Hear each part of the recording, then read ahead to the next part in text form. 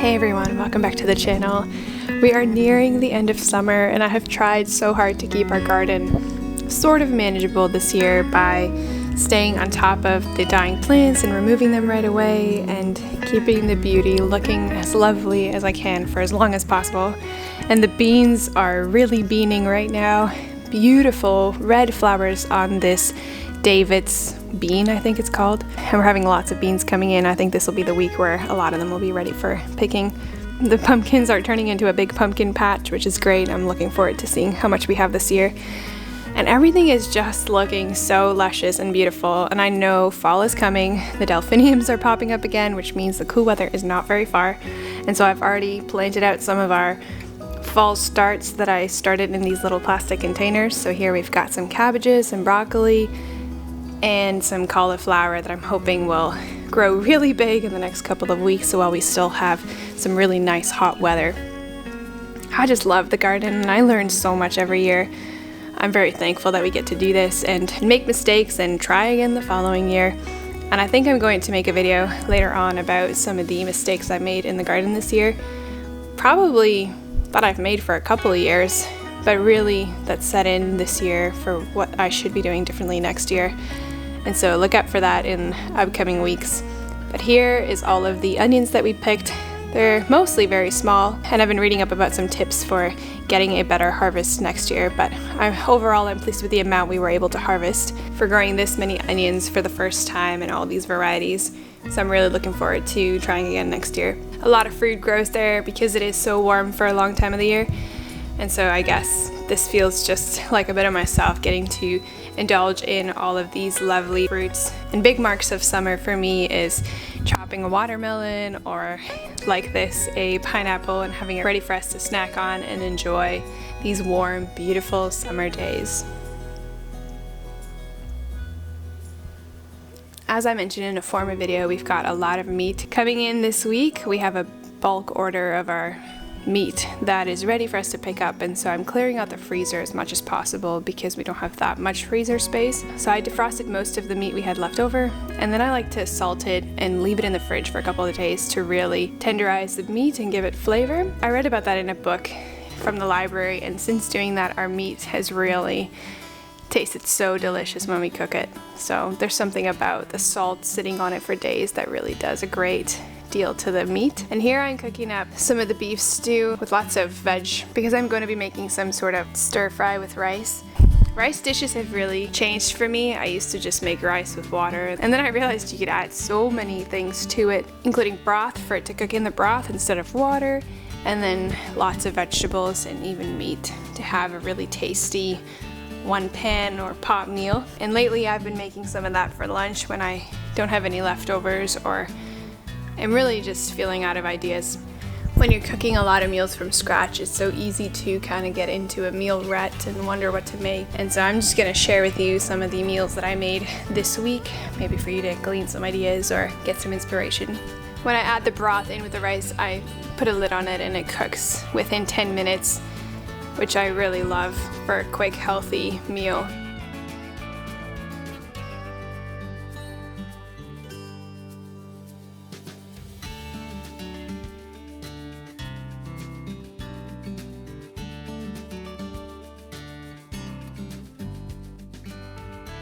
My sourdough bread has really taken a bit of a plunge. I feel like in the summer I always sort of lose a grip on how quickly the yeast, or I guess the sourdough, can ferment and over ferment.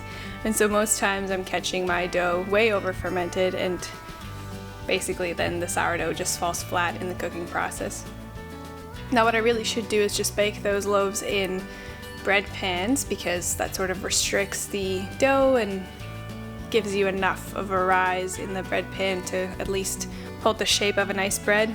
But when I bake them in my Dutch ovens, they just end up these little flat, circular, I don't even know what you could call it. But anyway, we're still chipping away at it. It's still delicious bread, and here I am using it for quick sandwiches with cream cheese and jam. Now this was my first time cooking oxtail. That's what I love about a variety of cuts of meat and figuring out what kind of ways to cook it to accomplish real tender meat and have it in a tasty manner. And my mom makes delicious oxtail, so I checked in with her. And basically what she does is use a packet of onion soup or some kind of broth, add that in to a pan with a lot of water, cover the oxtail, and then let it cook low and slow in the oven for about 3 to 4 hours. That's what I did here, and I think next time I'm going to use a different dish. So this is not a how to make oxtail video. I am making it for the first time and definitely need to figure out my groove on it next time. These are some of the potatoes from our garden. We didn't have that great of a potato harvest this year. Again, I'm excited to try again next year and learn from all of the mistakes we made this year.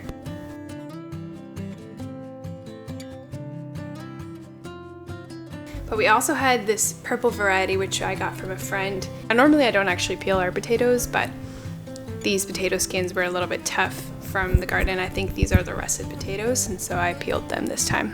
Which has this very interesting looking flesh.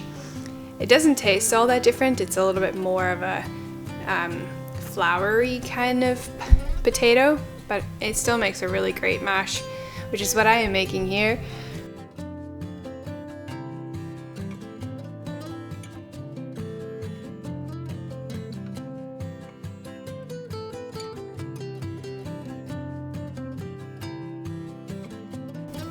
And here is the oxtail. It looks very delicious. I think it's fascinating that this was the tail of the cow that we had purchased, and I love that you can eat almost every part of it, including the tail and the tongue, which the tongue is actually a big favorite of ours, and I'll probably cook it up one of our videos one of these days. My mash is usually pretty simple. I just cook the potatoes until they're softish, add some salt and milk, and mash it all together. This cabbage is also from our garden, which did really well this year. I got some cabbage starts from friends of ours. Cabbage is so good for our bodies. I wasn't too familiar with all kinds of vegetables before, and I love gardening because it sort of exposes us to growing these vegetables, which is really exciting, but then also having to cook with them. And I added a little bit of coconut oil to a pan with the cabbage and then some of the broth from the oxtail just to give it some yummy flavor.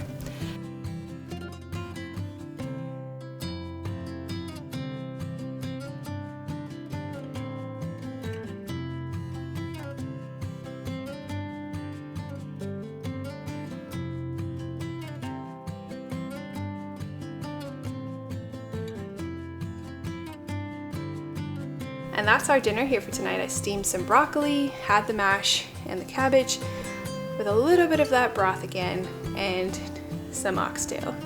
Well, thank you for hanging out with me today, and I hope you have a wonderful rest of your day and week.